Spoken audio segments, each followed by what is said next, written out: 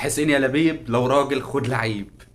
والله انا مشفق على اللي صمم وعمل الفيديو بتاع تقديم عبد الله السعيد، لما حطت صوت جمهور الاهلي في خلفيه الفيديو وهو بينادي على حسين لبيب وبيقول له حسين يا لبيب لو راجل خد لعيب. طب يعني انا عايز اسالك سؤال كده وجاوبني مثلا. هل عبد الله السعيد كان في الاهلي وانت اخدته؟ لا. هل عبد الله السعيد راح كوبري لفريق او اتنين يا عم وانت اخدته منهم؟ لا.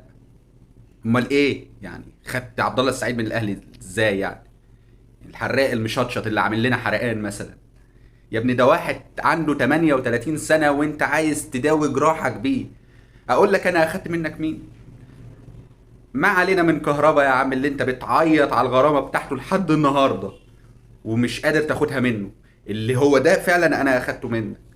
ومن سنة بالظبط زي الأيام دي كنت بتعيط على إمام عاشور وعايز تبوس رجليه عشان يقعد وما يحترفش بره، وأنت عارف ومتأكد وكنت هتحلفه على مصحف إنه ما يرجعش على الأهلي، وراح ما كملش 5 شهور ورجع على الأهلي.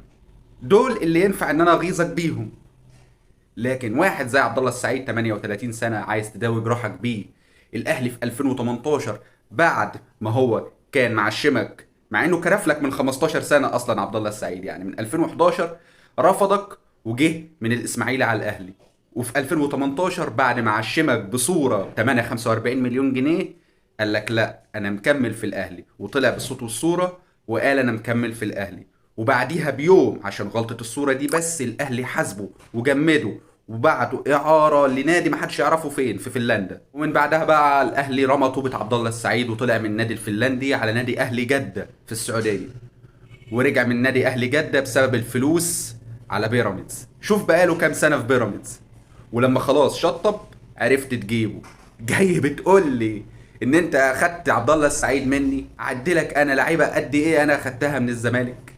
بس هنقول ايه فعلا؟ انت مستني ايه من جمهور مثلا مقتنع ان هو نادي القرن الحقيقي، مقتنع ان هو الاكثر شعبيه في مصر، مقتنع ان هو الاكثر شعبيه في العالم، ورافض فكره ان الاهلي الاول في افريقيا والاول في الشرق الاوسط، ورافض فكره ان الاهلي عالمي ليه مشجعين في كل دول العالم وقاراته، وعايز يقارن نفسه بالاهلي؟